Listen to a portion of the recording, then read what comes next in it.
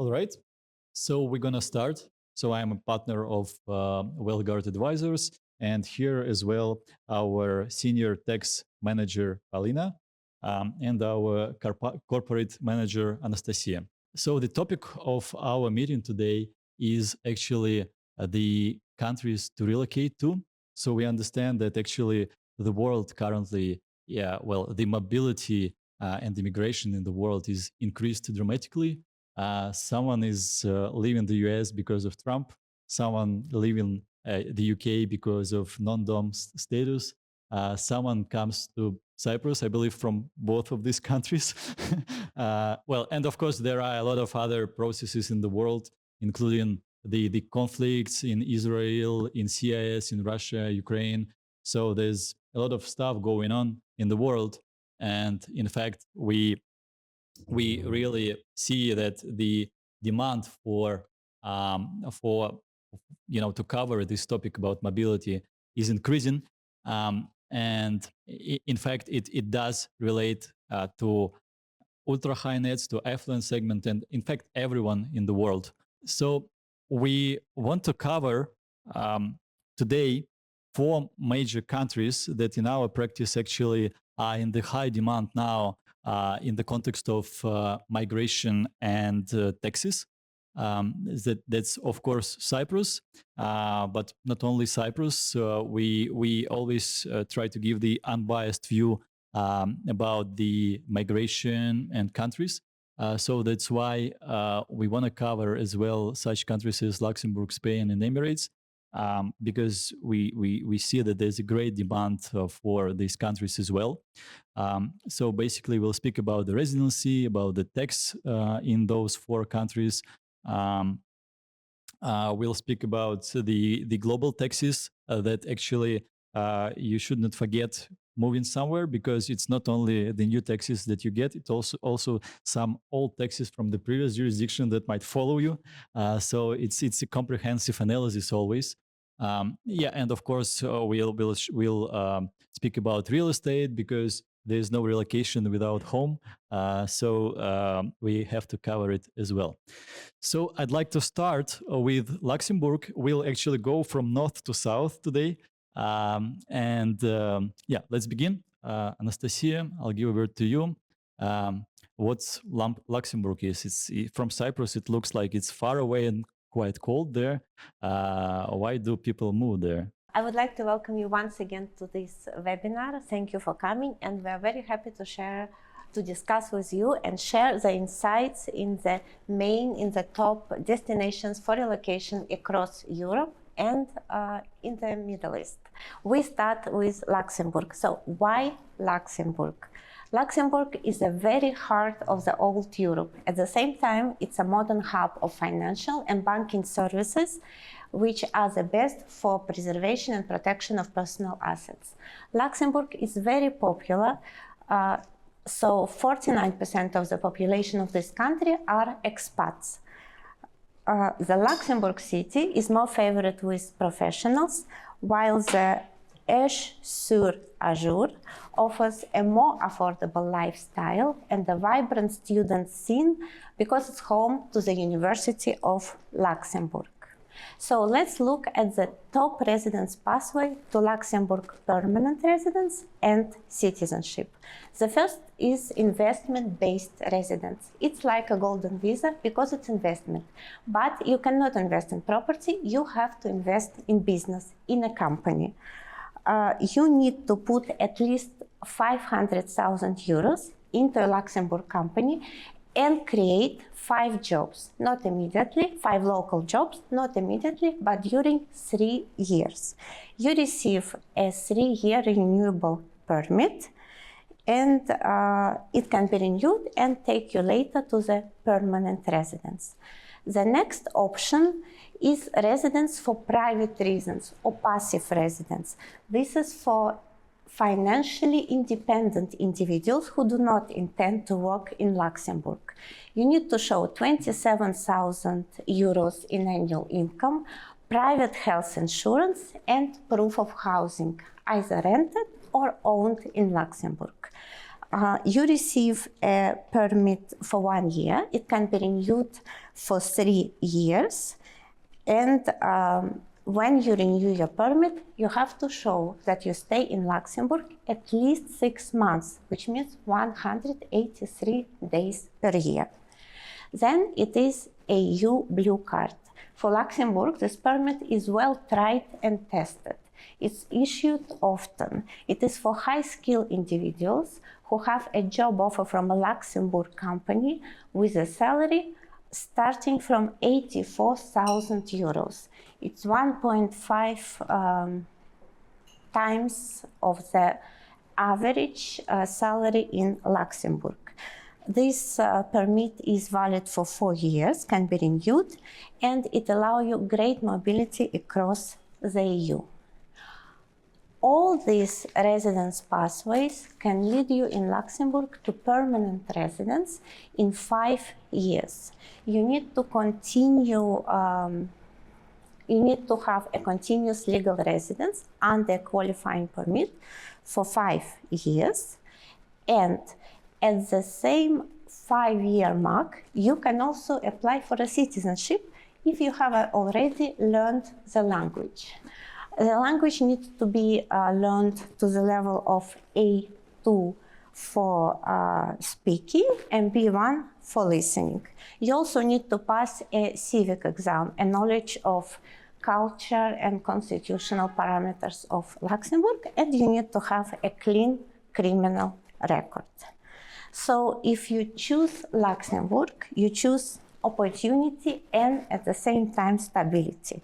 This is the essence of Lebensstil. This is a lifestyle that defines Luxembourg. Thank you. I would also add that, in fact, in practice, we've had 3 cases of relocation to Luxembourg, and one of them already, one of the clients already received the passport last year. So, in fact, we can state that Luxembourg, in fact, is the country where the predictability of the migration process is very high, and they are really, I would say, closer to Germany in that regards, because they are really attentive to the deadlines. So, in fact, you can count on those 5 years. And Paulina, I also have a question from one of the clients who moved to Luxembourg, is because he now is considering buying the apartment. So and it's, there's a lot of ways how to buy real estate as well, because there's the special SPF companies that can act as the holding companies for real estate. So could you just briefly give us an idea of the taxes in Luxembourg, in particular answer the question about the taxes when you buy the real estate there?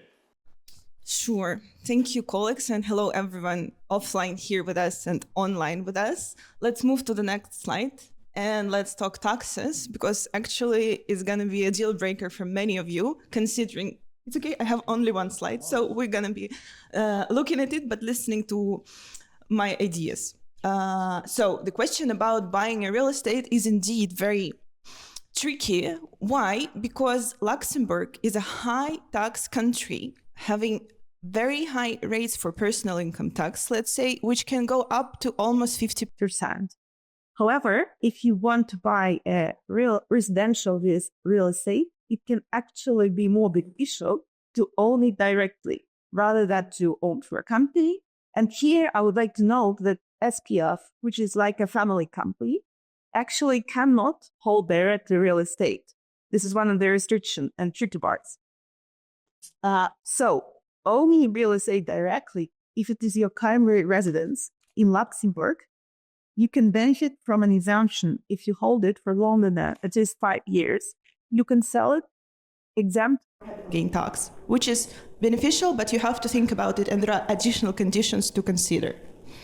Among other benefits in this high tax jurisdiction is the step up in your tax basis. What does it mean? It means that as of the moment you enter Luxembourg and you acquire the residency, you have a deemed increase in your deductible costs of acquisition of your assets. So if you realize a gain on disposal of those assets, you can deduct the fair market value as of the moment you entered Luxembourg.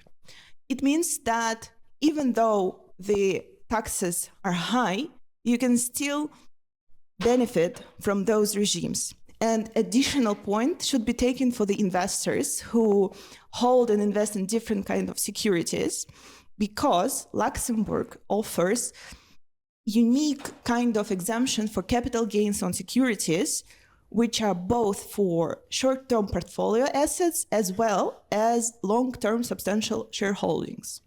So to sum it up, Luxembourg is high tax, very attractive in terms of migration and passport citizenship opportunities. However, you need to carefully plan your income, types of assets you own, and what transactions you conduct while having a Luxembourg residency. Let's move on. Let's move on to a little to the south, Spain. Spain is quite popular among our clients. A lot of people do have real estate in Spain. A lot of people wanted to move to Spain. Barcelona is actually one of the most metropolitan international cities of the world. But Spain is really difficult about the taxes, but that's later. And what's about migration, Anastasia? Yes, indeed. Spain, we can say, continue to shine as a top relocation destination. About 15% of Spain's population are expats, and since 2022, more than 200,000 Russians have moved to Spain under the Golden Visa real estate program. Each city in Spain is different and offers something unique and very attractive. For example, Barcelona is a tech and startup and cosmopolitan vibe. Madrid is a business center. Valencia is more affordable and it's a remote work favorable. And Malaga is a digital nomad spot. Let's look at the main pathways to Spanish residency and citizenship. First of all, it's a regular employment permit where you need an offer from a Spanish employer. It is 1 year, it is renewable, and it lasts as long as your job continues. Under the employment-based permit, we should also mention the EU Blue Card, which is also very popular in Spain. The average salary requirement for the EU Blue Card in Spain is 41,000 euros. This card also offers very strong family benefits. Spouses can work in Spain without work permit, and all family members, dependents, receive residence cards linked to the main applicant. Then there is entrepreneur visa. This is for those who intend to found a company, to establish a company in Spain. The company has to be particular in innovative segment or in high technology. You need 30,000 capital, and this will be a 3-year renewable permit. When you renew it, you have to show that you spent more than 6 months in the country. Finally, there is a non-lucrative visa, NLV.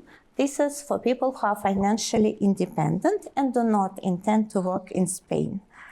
You will require about 30,000 in annual income, proof of private health insurance, proof of housing. This visa issued first for 12 months, then it can be renewed for 2 years and again for 2 years. And again, you need to maintain, in order to maintain this permit, you need to show that you spent in the country more than 183 days. Also, although this is not on this slide, we should talk about Spanish digital nomad permit. It was introduced in 2023, and this is for those who are over 18 years old and they will live in Spain, but will work for employer or clients outside of Spain with 80% of income coming from outside of Spain. This permit also has a threshold of salary, and to qualify this year in 2025, the threshold was established as 2,760 euros per month. You need to show university degree and at least 3 years of relevant experience. You can stay initially for 12 months as digital nomad in Spain and then renew your permit for 3 years.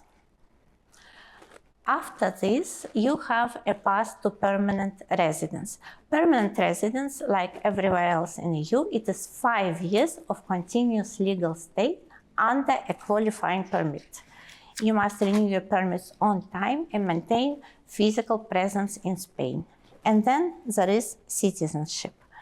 It is available in Spain after 10 years, and you need to pass a Spanish language exam and the exam on culture. Also, you need to have a clean criminal record. There is also interesting that there is a fast-track option for nationals of Latin America, Philippines, Andorra, Equatorial Guinea, and Sephardic Jews. So while the path to citizenship in Spain is a little bit longer than in other countries, living in Spain for 10 years and enjoying La vida loca estilo español can be the best choice, really, the best years for you and your family. Thank you. I would like to add one short story about Spain that I've had in my experience. The golden visa through real estate was quite popular in Spain, and a lot of high net individuals have apartments in Malaga, houses in Barcelona, and elsewhere. And that's important to know that a lot of those apartments are rented out. And in fact, in Spain, the legislation works that way that you can't get rid of your, of the people who rent your apartment if they don't want to go out. And it's not, they cannot pay anything. The lease, the rent. And we've had a case with our client where there was a litigation that took 2 years to get rid of the tenant in Malaga. So keep in mind that in Spain, it can be, some things are quite weird. And you have to consider it. And also there's a lot of rumors about taxes in Spain. If you read mass media, you can see that you can easily find that the tax office is very aggressive. So Paulina, what's your advice and what is Peckham law? Okay, fair enough. First of all, I guess when you're renting out an apartment in Spain, you have to do a due diligence on your tenant. Otherwise, you have problems, probably. In terms of taxes, actually, Spain, I would say, is in the same group with Luxembourg, since it is a high tax jurisdiction. However, yes, you are right that Peckham law is something that everybody talks about. What is it? Peckham law is a special regime which is available only to the newcomers. Newcomers means that you haven't been a resident in Spain in the last 9 years. So if you are a new resident and you find an employment with a Spanish company, you're entitled to use this regime, which allows you to exempt all income from sources outside of Spain. So it's like all income out of Spain is free from taxes in Spain. However, income from Spanish sources is going to be subject to 24% income tax rate flat for the first 600K. And everything that exceeds, it's going to be progressive rates up to almost 45%. So Peckham law is a big deal. However, it is a short-term solution because it's actually only available for the first 6 years of your Spanish residency. After that, you're going to be subject to the usual progressive tax rates. And if you are living in Spain for longer than 10 to 15 years, you might even be subject to exit tax once you're living and ceasing your residency. So in practice, it means that you have to plan ahead to understand your assets and to plan the types of income you're going to be receiving and the sources. So, and we are, as advisors, are always there to help you and guide you through the complexities of the high tax jurisdictions such as Spain. Okay, thank you. So all the football players can definitely live in Spain and benefit. So moving south, Emirates, the country which is now very popular for people from India, for people from Cyprus, actually, because every second service provider in Cyprus who provide the tax and legal services, they recently have opened the offices there, and that impresses me much, because a lot of people here, they want to follow this wave and the increasing demand for Emirates structures, bank accounts, and relocations. And plus Cyprus, in fact, is not far from Emirates. There's a direct flight, and doesn't take long to get there. And everyone knows that Emirates is the choice number one for certain jurisdictions as Russia and India now. So Anastasia, what are the options to move there? Yes, indeed, Emirates have a unique appeal. It is located in the perfect spot between Europe, Asia, and Africa, and it is very popular because of the favorable tax regime, no personal tax. Also the lifestyle, the international vibe, everything. And each emirate has its own appeal. For example, Dubai is fintech, real estate, luxury lifestyle. Abu Dhabi is more relaxed, more family friendly. And Sharjah is a cultural capital. It attracts artists, educated families, and it is also offers lower living costs. Let's look at many residence pathways that are available for Emirates. First of all, there is a standard residence option. It's an employment-based residence. It's usually for 1 to 3 years. It requires a sponsorship by your employer, and it is a common route for executives and key employees in a small or family-owned companies. Then there is a standard company formation investor visa. It is also valid for 2 or 3 years, and you need to set up and own your own company in a free zone or in the mainland. There is no minimal capital requirement, but you must pay for license, visa, and registration. Then there is a mid option. It is a green visa. It is 5-year green visa. It does not require sponsorship from the employer. You actually can sponsor your family. It depends on the level of your salary, and it is for skilled professionals, freelancers, and investors. And then comes the golden visa, which is like a VIP pass to Emirates for 10 years. There are several forms. The 10-year golden visa through real estate investment require investment in property for over 500,000 euros or 2 million dirhams. The 10-year golden visa through business ownership is investment in an active UAE-based company. Usually the investment is approximately 500,000 dirhams. And there is a 10-year golden visa for senior executives who usually relocate with big multinational companies and earn salary of over 30,000 dirhams per month. You need to show your skills and have a university degree. Now the question is there citizenship in the Emirates? The answer is yes and no.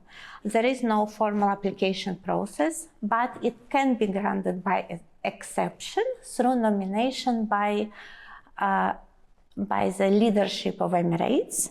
For example, Caio Caneda Correa, who is a Brazilian-born footballer, received citizenship in 2023, and now he plays for the UAE football team. Another example is Pavel Durov, who is the founder of Telegram. And now, looking forward, Emirates are preparing to launch a new type of visa, color-coded blue. It will be issued to climate experts and sustainability professionals in the environmental sector, those who will help to bring a greener future to the Emirates that it's really need. Thank you. Yeah, Emirates actually acts as a one-stop shop. You can find there the banks. You can easily reside there.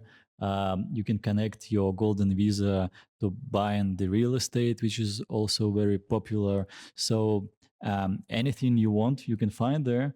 But thing is that many people consider that's the tax-free jurisdiction, but in fact, starting from a couple of years ago, you can find the taxes there as well. So, what are the taxes in Emirates, and what should we be aware of?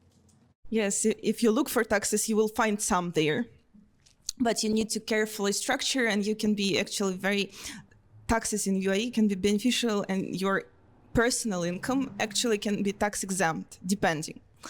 So the general rule is that personal and private income should be exempt from taxation because there is actually no personal income tax in the United Arab Emirates. However, if you are engaged in business activity as an individual, or if you're doing something entrepreneurial, you might be subject to corporate income tax actually. And this is in practice, for our clients, we closely monitor the clarification and guidances issued by the tax authorities in the United Arab Emirates, because there is a thin line what can be considered active entrepreneurial income and what is considered income from passive investments. So this is what you have to look for and be careful of. Another thing from practical experience is that many see the United Arab Emirates as an attractive country which has a treaty network, double taxation treaties, which can help to reduce the withholding taxes. And as you probably heard, from 2026, there is going to be a double tax treaty with Russia. However, in order to be eligible to benefit from the provisions of the double tax treaties, you have to be able to prove that you are actually a resident in the United Arab Emirates. For this purpose, you have to be able to obtain a tax residency certificate. And the tricky part is that you can be considered a resident both if you spend at least 90 days on the territory of United Arab Emirates, or a usual requirement, a half a year during the calendar year. So the practical complexity comes when you spend at least 3 months. The authorities might want you to show that you've been there for half a year. So this 3 months of difference can be crucial for obtaining the residency certificate, which is your key to reduced rates and exemptions under the treaty. So basically, yeah, it can be tax-free for individuals, but you have to plan ahead again. Moving forward. Yeah, just one comment regarding Emirates. Actually, I think that it reminds me the tax regime that is in Cyprus. So in my view, they were inspired by Cyprus 60 days rule, but they just made it 90 days, just a little different, but still more or less the same approach, isn't it? We will go through it, but I think Cyprus is better. Well, okay. There's other criteria to consider, but all right. Regarding Emirates, just one comment as well that so there's a corporate tax, and a lot of people do have companies registered there, and I know that certain clients and people, they considered that the tax. Corporate tax would not apply to them because they had the designated free zones, and now the rules of the game are more transparent, and much emphasis is made on the substance there. So in fact, the rule is quite simple. In case you don't have team, company, people residing in the free zone where the company is registered, then you cannot count to have the zero tax. So just my advice here is actually not to consider Emirates as a zero tax jurisdiction, I mean, for the corporates. And also read those guidelines that you can download in the free zones, which nobody wants to read, but in fact, that's that's the rules to consider, because it no more the Wild West. That's the jurisdiction where you need the advice. Sorry, there's no question to you. I just want to. No, I want to add. I want to add. Yes, you're true, and it should be noted that the corporate tax rate is actually 9%. And what is important, I think, is if you have a company incorporated in the free zone, you might assume that it's automatically tax-free. No, it's not. You have to carefully read the legislation and understand what is qualifying income, because only the qualifying income will give you the 0% tax rate. So think ahead. And in terms of the guidances and legislation, actually, UAE is very digitalized, and they have everything available online. Everything is in English, and it is rather easy to read in comparison to other jurisdictions. So yeah. Thank you.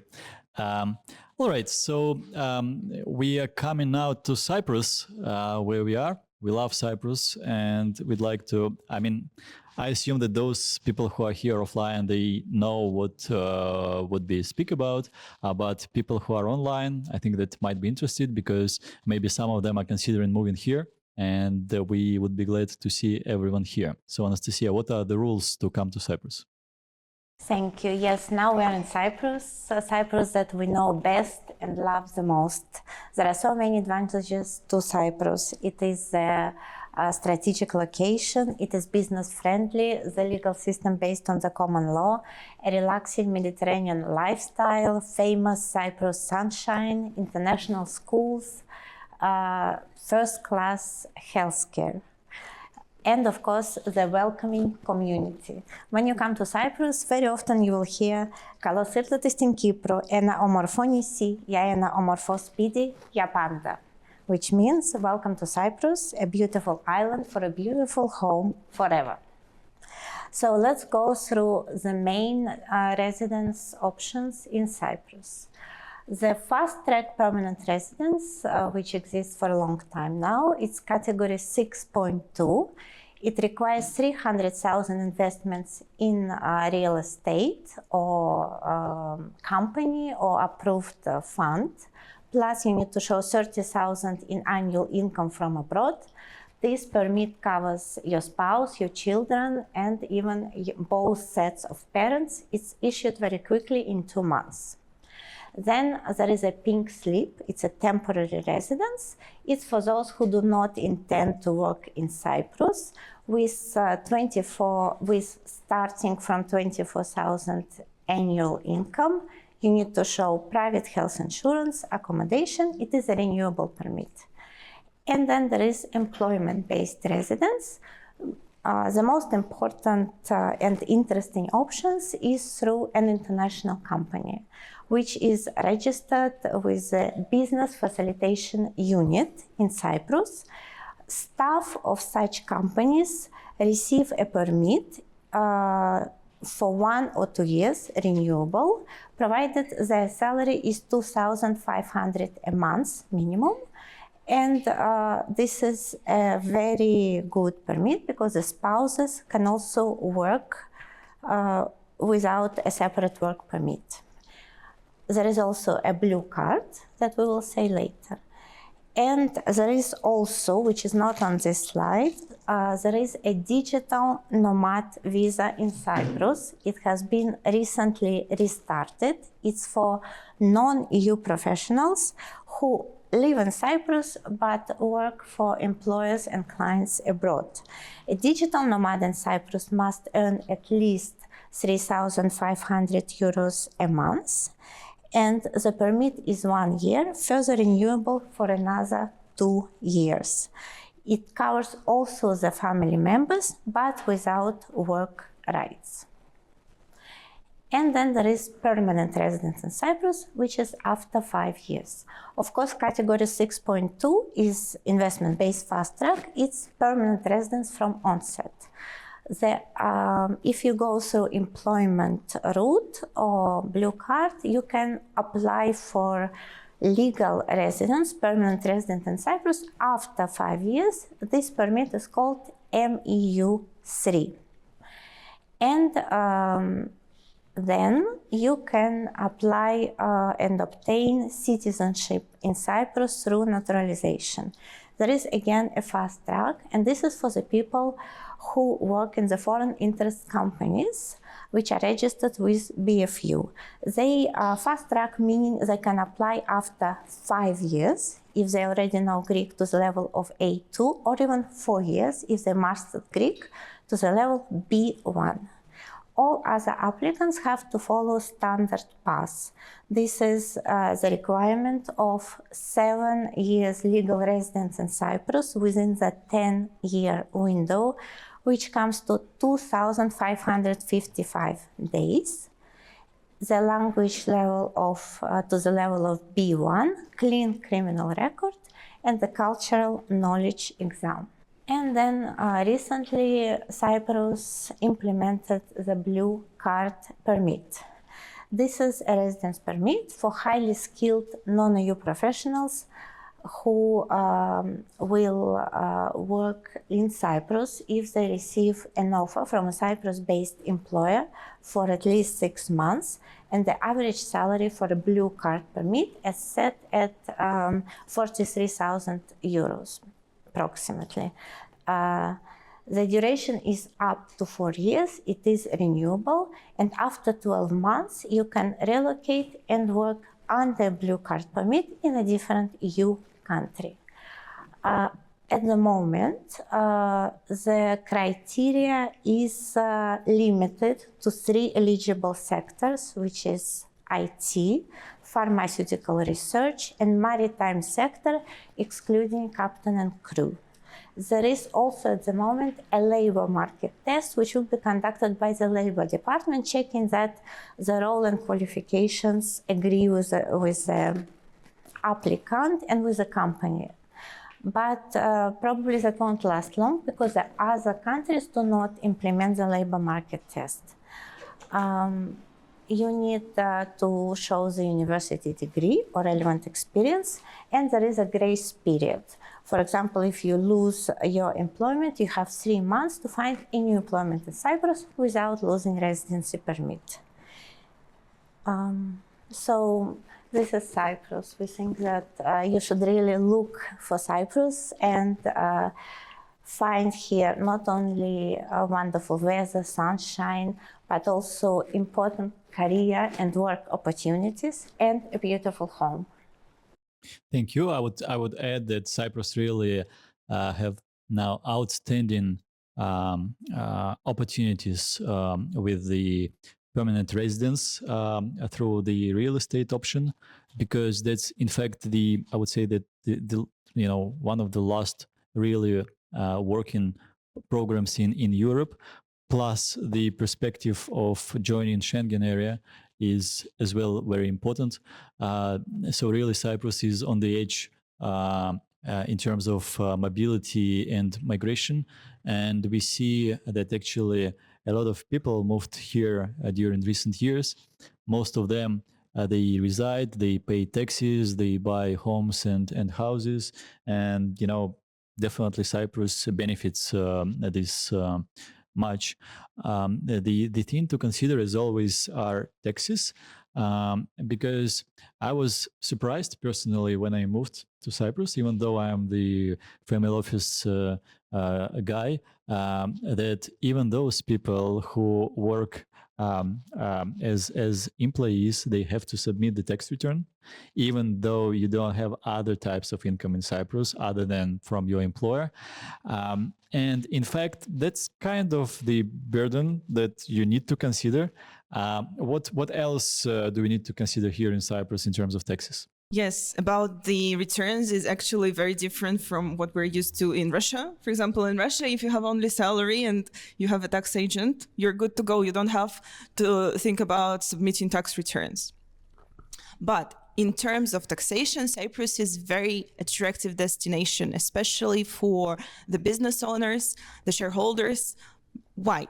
Because if you do not have a Cypriot domicile, you can enjoy tax-exempt dividends and capital gains on equities and securities. You will ask me, what is domicile? Listen, domicile is if you live in Cyprus for longer than 17 years straight during the last 20 years.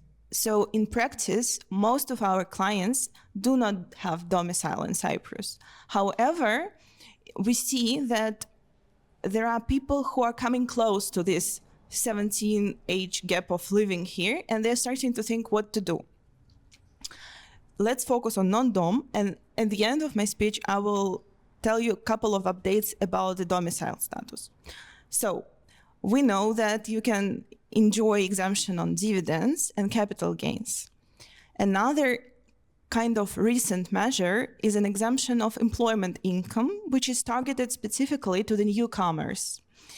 For your first employment on the island, you can enjoy up to 50% exemption from employment income taxes, which is very attractive. Also, what is important and beneficial is that Cyprus does not have gift tax, it doesn't have inheritance tax or wealth tax, so you have to think about mostly is personal income tax. In terms of capital gains, it is limited only to capital gains on direct or indirect disposal of the real estate located in Cyprus. Another attractive feature, I would say, is the 60 days rule. In addition to the standard spend half a year on the island, you also can spend at least 60 days during the calendar year, and it will make you a Cyprus tax resident, provided that you meet another condition, which is basically you don't spend more than half a year in any other country. You are not recognized as a tax resident in other countries, and you have specific economic ties with an island, and you can receive a tax residency certificate, and you can enjoy the treaty benefits that the network of double taxation treaties offers to the residents. So in terms of domicile and non-domicile, I wanted to mention that maybe you heard that currently tax reform in Cyprus is being discussed. And one of the initiatives there is to introduce a lump sum payment which can prolong your non-dom status, which can be beneficial for those who come to Ireland some time ago and who are facing this choice whether to move out or to continue living on the island. Yeah, so I think it's very beneficial for many of our clients. Thank you. I want to also ask a question about the, let's say, classic case when a person becomes a Cyprus resident, non-domiciled. Let's imagine he does have a portfolio in Interactive Brokers or Julius Baer or somewhere in Switzerland, which is owned directly by the individual, not by the holding company. What would be the real treatment of those income in Cyprus, and whether that's in fact tax effective or not to be the Cyprus resident and hold directly the portfolio? Well, actually, it depends on your investment strategy, on the instruments you are investing, and also kind of on your background, whether you are if you are the person who makes a decision what to sell and what to buy. Why? Because the equities are going to be exempt anyway.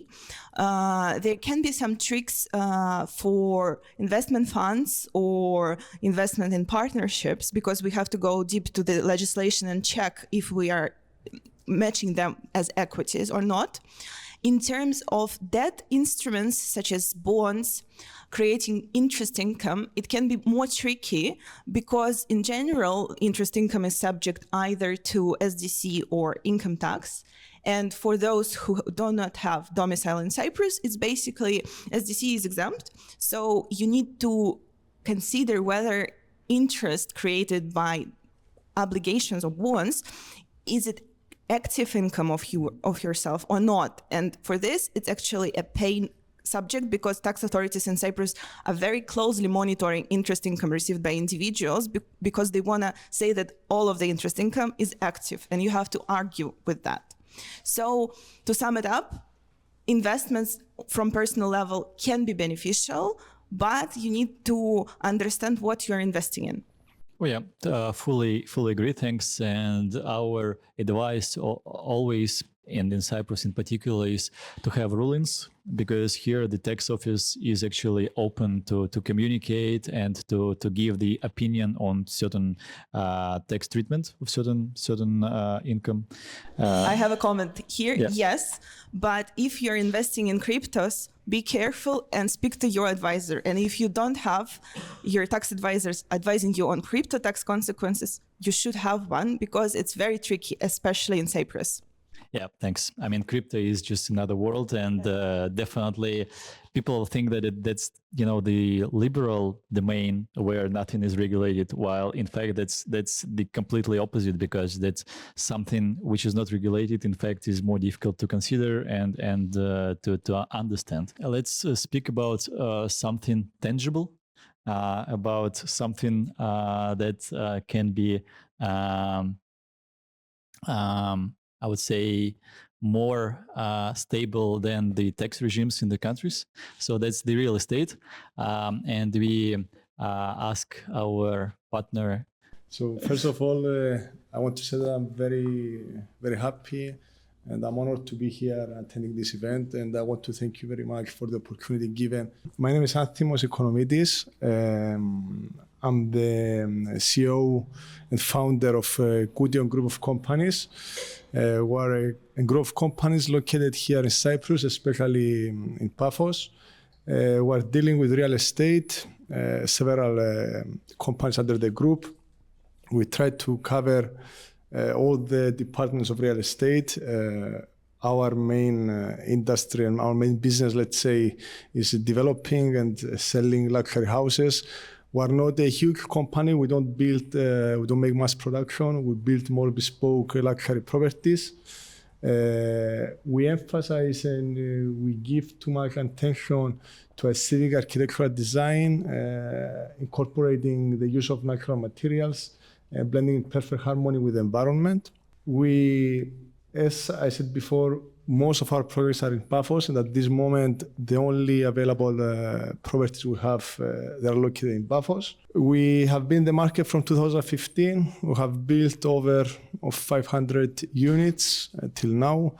I'm pretty proud, let's say, to say that we have more than maybe 300 happy clients. And something that we give too much attention, again, in our company is the personal relationship with the clients. The most important for us is to have a happy client than earning money or creating some misunderstanding problems with buyers or potential buyers. Now we have gathered some stats and some information for Cyprus and in general Cyprus and for Paphos specifically. We can see through several information that the residential property prices in Cyprus, they rose by approximately 7.5% year on year, with our city Paphos to be a leading city in the increase among all the other districts.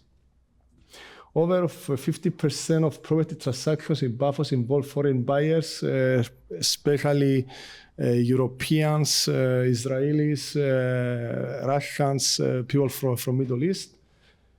And we can see that the average price per square meter on the total covered areas in the city at the moment is something between 3,600 to 4,800 euro per square meter, depending on location and specs. Of course, properties that as more as you are diverting closer to the sea, the price goes higher, but also the return and the potential of this investment, it's becoming bigger and more attractive. Now for villas and townhouses, range between 3,700 to 6,800 per square meter in the coastal areas, like we said, or in premium areas. Now, we have seen the last years that it is a strong demand driven by digital nomads, retirees, and remote workers on the rental market. I can say that I was discussing with clients, clients, most of the times, clients that they are foreigners and they're coming from different countries, they can understand the opportunity much faster and on a better way from what we understand as locals here and as businessmen. And I can say that I was discussing with clients back in 2019, Especially, I remember a very nice example with an Israeli guy. We offered him a villa. He told me, you know, I offered him one villa. He told me, how many you have? I said, okay, I have many. I will buy at least 5. He told me, you know why? Because I current this villa, when it will be finished, it was off plan. I current this villa at 3,500 euro per square meters in 1.5 years that it will be finished. You know, I like to be an honest person. I'm not the guy that, you know, I will tell to the client, you know, buy this thing and you will make a fortune. And after he will be running after me and I will create problems. I don't want headache, you know, messages on WhatsApp and whatever. So I tell you, look, my friend, I don't think that you're right. I think that, okay, now it was like 1,500 at the moment. I believe it will be like 2,000 euro. I can tell you that all these villas, because it's a big project of over 52 villas, the 40 of them, they are rented over 3,500 euro per square meter. So the rental demand, it grows and it will still grow. Again, okay, Cyprus is very well known to most of people that besides its European Union, besides all the benefits that you have mentioned before, is a country that offers at least 300 to 340 days per year of sunshine. It's a country that offers, it's a safe country. We have very good education. So we've seen that many people, they want to relocate here to get all these benefits. And many people, they would like first to rent something rather than buying something at the beginning, or other people, they want to benefit a better price buying something off plan. So we have seen that this thing, it helped a lot the rentals. And because of the weather and the climate, we have also a lot of tourists. So the short-term rental business, it's going very well here in the island. And because as a company, one of the companies we have in our group is a property management company and it's a rental company. So we do manage several properties of our clients.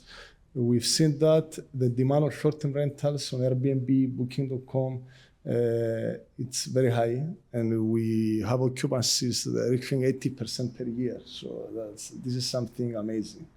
I can tell you that I own a hotel, a small boutique hotel, a very nice one, and we're reaching 70% per year. So through a property. Sorry if I can interrupt you. You're a very shy guy. It's not a small hotel. It's actually one of the most beautiful hotels here in Pafos area, because actually I've been once. We didn't discuss this, but it's beautiful. It's 3 separate large buildings, so it's not a small one. It's a big business, and it's made with the attention to the details. I'm impressed with this. So don't be shy, please. That's perfect Okay, hotel. I invite all of you to have a visit to the hotel. Why not? And have holidays here. But we can see that even from your kind words, first of all, thank you. But we can see that in a very nice hotel, we have occupancies like 72% throughout the year. While we see that in properties, if you choose a nice property, because there are properties that are specifically the more, let's say, it's for permanent live. It's not so much for holidays, so much for rental. If you choose the correct investment, a holiday house, you can reach up to 80% annually. It gives great returns. Now we can see that it is an increasement of the rental yield. Apartment Central Pafos up to 6.5%. Villas near the beach is 4 to 5% on a long-term basis. On a short term is much higher. Okay, this information is about permanent residency. I will not spend any time here. You have covered all the aspects very nicely with all information on your previous presentation. Okay, here I will present 2 of the projects. They are most likely this one. I'm sorry, may I interrupt? Just ask you one question before you go to the projects. If I understand correct, that the yield for the houses near the sea is actually lower than in the houses and flats which are more far from the sea. So does it mean that actually if a customer considers buying something as the investment, it means that he should avoid the first line villas because in the end of the day, it will not give the relevant yield or not. So what would do you advise your clients, to separate, let's say, passion investment from the not passion investment to have a, high yield? So what's your advice here? A very nice question, and it is a question that it's being made to us many times from clients. And but I will tell you, the truth is in the middle. Not the truth. The fact is something between. Property, a coastal property, we're talking for a much more expensive investment. Okay, so rental on this investment, 4 to 5%, it can be a couple of thousands of euros, maybe 10, 12,000 euros. So you can understand that the market of these tenants, let's say, is not so big. Now, the small units, you can ask for a higher price because it's for more people. You have more clients. It's a bigger cake of clients that they are willing to rent these prices. Though, this is if you are looking only for a return on investment, a return on investment basis per year. Now, the seafront properties and the properties that are more close to the coastal, especially the seafront properties, they have more potential in increasing their value throughout the year. Because here in Paphos, the coastal land, especially the seafront land, is very, very, very limited anymore. So we're talking that if it is an increasement of that, like we've seen before, of 7.5% per year on the value of a property that is in the city or on a non so close proximity to the beach, I believe that on a coastal area, you can reach 15 to 20% yearly. Okay, it cannot be for every year, but it would be much more from an investment in the city. Okay, so in the end of the day, that's a matter of scale in certain extent. And it's a matter also of an exit plan. If you want, okay, I will invest now and I want to have a nice exit plan. It's better to buy something which is coastal because it is a unique property and there are not many in the market, and within the years the availability will be much less. And in your experience, the demand for the coastal projects, it mostly comes from abroad, or it mix like of local demand and abroad? No, the demand of the coastal, it's like 90% of abroad. Now we have, as a company, we have like undergoing at the moment, we have over of 23, if I remember well, projects. Okay, we cannot sit here all day and presenting our projects. We have pointed 2 nice ones that they're mostly ideal for investment. Bahia, a very new project that we have granted the planning permit like 3 months ago. Now we are on the process of finalizing all the drawings and we'll start building. It consists of 18 units. It's a seafront project. It's located at the Yeroskipo area for all of you that you may know. And it's, in front of us is the best sea beach, let's say, of Paphos. It's close to, if you're aware, there are some big clubs in Paphos, Thea, Gambana, Ricos Beach. So they're in this location, a sandy beach. On summer, if we go, let's say on July, maybe we can see the weekend, like 1,000 people in the sea at this location. It's a walking distance, it's like 50 meters from the sea. It consists of 18 units. We have all of them, there are 2 bedrooms. We have 8 on the first row, let's say, and another 10, another 11 around with a communal pool. It's a very good investment. It can be used also for a holiday house, something that we propose to our clients and we sell a lot. It's a property that they can use for our clients for holidays. So they choose Cyprus. They are coming, especially if they want to benefit to get all the benefits of the tax rules in Cyprus. So they are coming for holidays 60 days per year. in a nice location, and all the rest of the year we can manage the property for them. They can have an income through this property. As I said, it's located on the beach.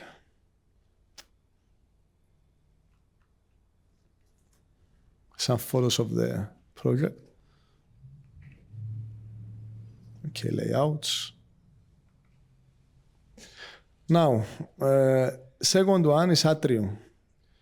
Atrium, I can say that is, if it's not the favorite, is my favorite project that we have designed till 2015.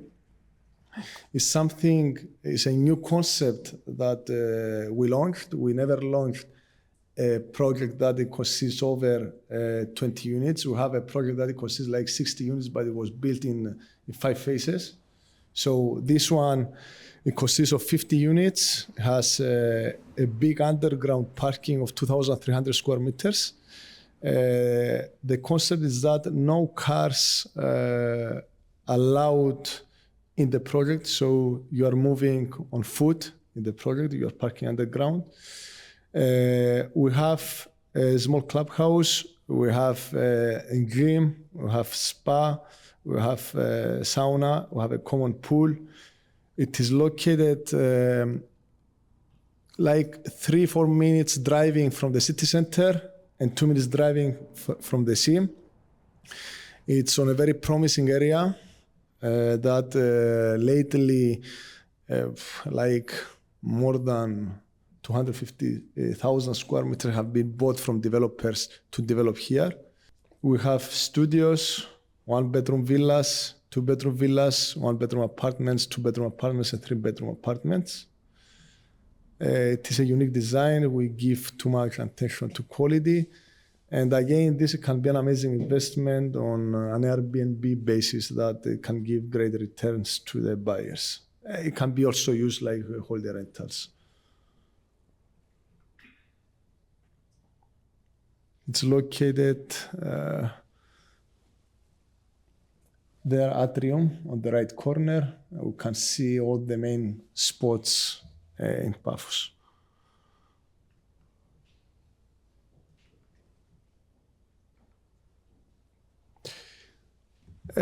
This is everything from me. I didn't want to spend, a lot of time. Once again, it was our real pleasure to have the opportunity to host this event. I want once more to congratulate you for your amazing expertise and what you have mentioned before. I was prepared, to be honest, if I needed to point something, but I can say that I found out some things that I wasn't aware. Okay, good. Regarding Cyprus, all the other I wasn't so aware. Okay, thank you. If you don't mind, may I ask also one question? Of course. Because we are speaking about digital nomads here and about people relocating. So just wanted to ask you, do you see the change of the average customer who buys the apartments and houses? Whether these are people, let's say, as we call them, like a new IT wave, people with the demand for co-working areas, people who emphasize some common areas rather than, having large private houses. So what are the trends that you see, if you see any, during recent years, especially after COVID? And do you have any changes in your strategies and in the plans that you make actually? Look, first of all, I have to say that I think and I feel that in Cyprus, we are, let's say, lucky. And, if you're aware, some years ago, we have a citizenship program. After it was shut down, and we were like, okay, now what we're doing. But we've seen that the market continued growing. And after it was COVID, again, okay, what we'll do now? But after it continued growing. So, first of all, Cyprus, it will be always an attractive destination regarding the weather and the safety we can offer, the good educational system, especially the tax system. It's European Union. I'm very, very positive that very soon, within the next year, we'll be also in Schengen zone. That is very important. And we have seen that after COVID, many companies, especially because of the tax system, they came to establish here. And they brought a lot of people that they were directors, managers, and they were very well paid. And these guys were the first guys that they have changed the market. And they have started asking and renting properties, nice properties on higher value. The demand at that moment, it was much, much, much higher from the availability. So this thing created a market, and we sold a lot of properties, let's say at the size of 150 to 170 square meters, 3-bedroom properties, in order to cover the needs of this group of people. Lately, you are very correct. We have many, many digital nomads. We have many IT companies, because as I'm aware, and Paulina, she can explain better, we have even a better taxation system for IT companies. And we've seen that many digital nomads, they have came to the island. Now, these digital nomads, they are used to a life that, okay, we're working, traveling, working and traveling. So these people, they are looking mostly to rent small units, and the units that they have facilities, and they can meet people, they can do things in the short period that they are living here. And yes, at the moment, also as a company, we focus mostly, okay, we have also the properties for 3 bedrooms and for a family, but we're focusing mostly for smaller properties. That's why you have seen we have pointed these 2 projects that are more affordable to investors. They are more likely to rent to all these people that they are looking like digital nomads or young employees of big companies. And I think it's a lot of potential there. Thank you. And I have a question actually from people who are listening to us online. How has the return on real estate investments in Cyprus changed over the past 5 years? The return of the ROI, let's say, it was increased. It was not increased so much. Let's say from 3%. Okay, we said for a nice property you can reach up to 8%, but the average is like 5%. But the good thing is that we're talking for 3% on a properties valued of 200,000 euro. Now we're talking of 5-6% of properties valued on 600,000-800,000 euro. So you can understand that it is a market, and it's a very good amount of money as an income.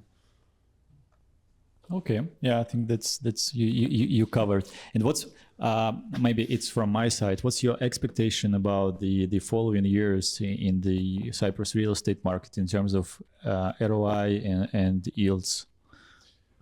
Look, first of all, I can say that, okay, here in Cyprus, local people, we believe that, and every local people, they think that they are the center of the world. But because I'm traveling, I can understand that as Cyprus, we are not well known. We are even not known in the most of the countries. But I can see that through the last years, Cyprus is coming more well known, a little bit more in a lot of countries, and I think that the potential is very much. It's a lot of potential in the next years to come, and I believe that with a correct investment in the next years, you can say if you buy something now, I think in 4 or 5 years you can reach out to 10%. This is my estimation. If you're asking me this question 3 years, 4 years ago, I will tell you, I'm not so. But from what I've seen and from the trend that we see day to day through clients and through requests, yeah, this is my expectation. Okay, thank you. So I think that's pretty much all that we want to discuss today. Thanks a lot for joining us offline. Thanks everyone who joined us online, who asked the questions. I think that we should one day gather here once again so that you give the update of the market, I believe in the end of 2025 or whenever we see whether your focused have been realized or not. Yeah, and we can cover also some other thoughts that we face in our daily business activities. We do have a lot of stuff to share about the banks as well, about actually public markets. Once again, hi Trump. So I mean, that's on the agenda. Yeah, I think that's good start. And thank you everyone who joined us today. It was a pleasure. And thank you for this cozy house and place, which is really perfect. Thank you. Thank you very much. Thank you.